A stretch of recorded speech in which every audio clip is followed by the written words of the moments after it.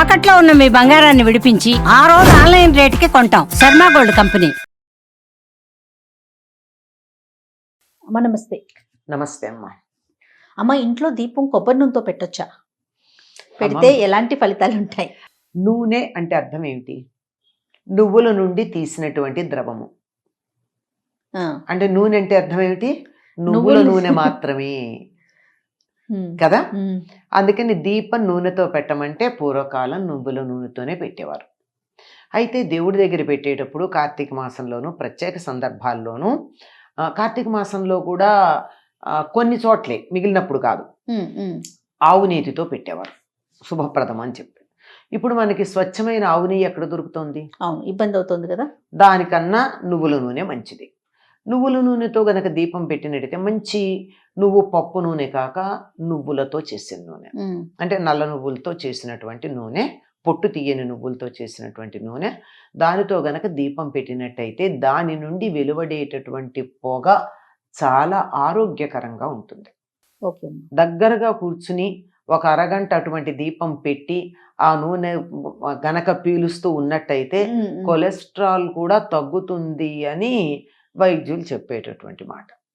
అంటే ఇంట్లో అట్లాంటి దీపం పెడితే అసలు ఉన్న వాళ్ళకి తగ్గుతుంది, లేని వాళ్ళకి రాకుండానే ఉంటుందేమో. ఇంట్లో నువ్వుల నూనెతో దీపం పెడితే బాగుంది.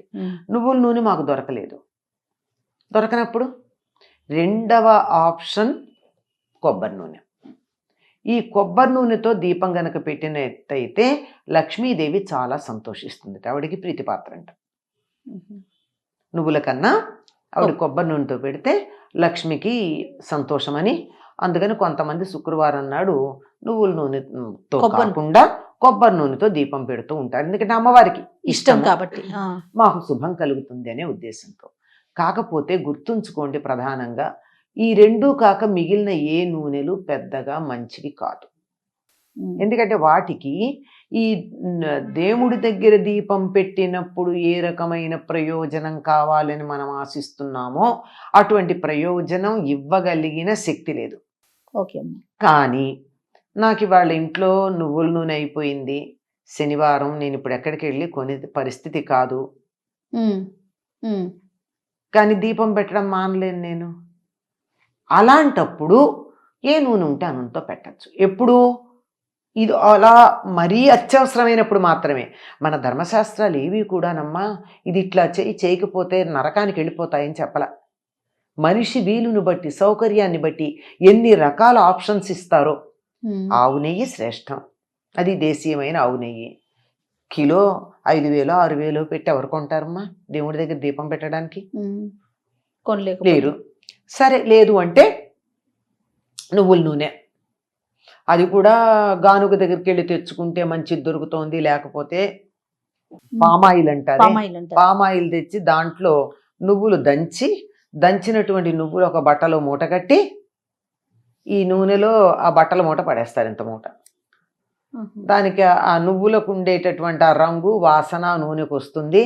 అది నువ్వుల నూనె అనే పేరుతో మనకు అమ్ముతున్నారు. అదే చూస్తున్నాం మార్కెట్లో మనం, అదే ఎక్కువ మంది. కానీ ఏదో కారణంగా దొరకలేదు అనుకోండి, కొనడానికి వీల్లేదు, కొనలేని పరిస్థితి వచ్చింది. అటువంటప్పుడు నెక్స్ట్ ఆప్షన్ ఏమిటి? ఎన్ని ఆప్షన్స్ ఇచ్చిందో మన సంప్రదాయం మనకి.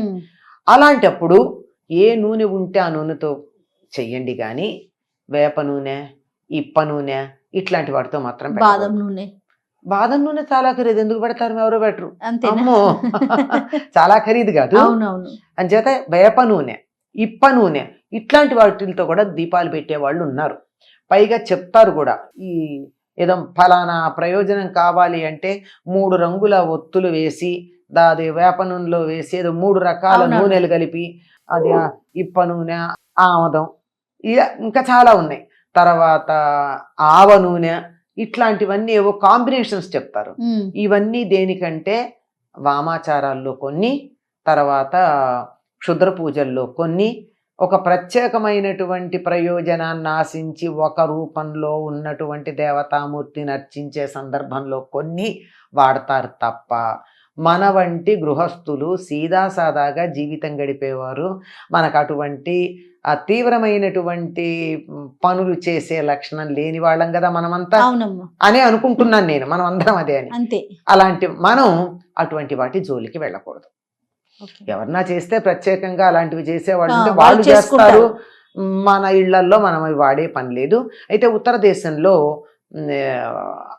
సర్సోంగా తేల్ అంటే ఆవ నూనె, ఆవ నూనె వాడతారు. అక్కడ వాడతారు కనుక అక్కడ తప్పు లేదు. ఎందుకంటే ఓకే. నువ్వుల పంట కన్నా అక్కడ అది బాగా ప్రధానం పండుతుంది కనుక కాబట్టి. ఆహారంలో కూడా అదే వాడతారు కదా ఆవ నూనె. అవునవును. అంచేత అది కూడా పర్వాలేదు అక్కడ ప్రాంతానికి సంబంధించి. మన వరకు మన మాత్రం దగ్గరికి మాత్రం వాడవలసింది నువ్వుల నూనె, లేదంటే లేని పక్షంలో కొబ్బరి నూనె. అది లేదు, నాకు ఇవాళ ఇంట్లో దీపం పెట్టాలన్నటువంటి పరిస్థితి ఉంది, పెట్టకుండా ఉండలేను అంటే మనం వాడేటటువంటి మామూలు ఏదో పల్లి నూనె ఏదో ఉందో ఆ పూటకి మాత్రం వాడచ్చు.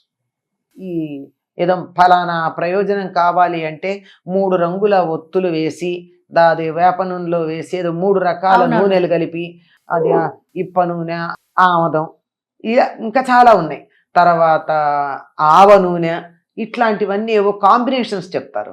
ఇవన్నీ దేనికంటే వామాచారాల్లో కొన్ని, తర్వాత క్షుద్ర పూజల్లో కొన్ని, ఒక ప్రత్యేకమైనటువంటి ప్రయోజనాన్ని ఆశించి ఒక రూపంలో ఉన్నటువంటి దేవతామూర్తిని అర్చించే సందర్భంలో కొన్ని వాడతారు తప్ప మన వంటి గృహస్థులు సీదాసాదాగా జీవితం గడిపేవారు, మనకు అటువంటి తీవ్రమైనటువంటి పనులు చేసే లక్షణం లేని వాళ్ళం కదా మనమంతా అవునమ్మా, అనే అనుకుంటున్నాను నేను, మనం అందరం అదే అని. అంతే.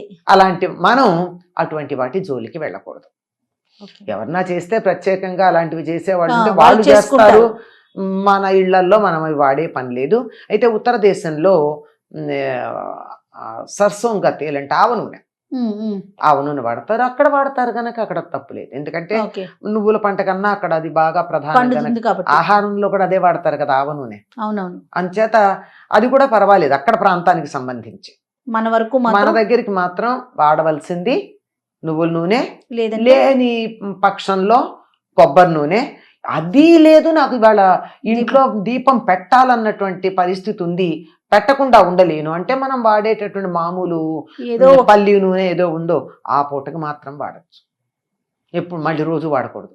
ఓ అది అదమ్మా. రైట్ అమ్మా, నమస్తే. నమస్తే.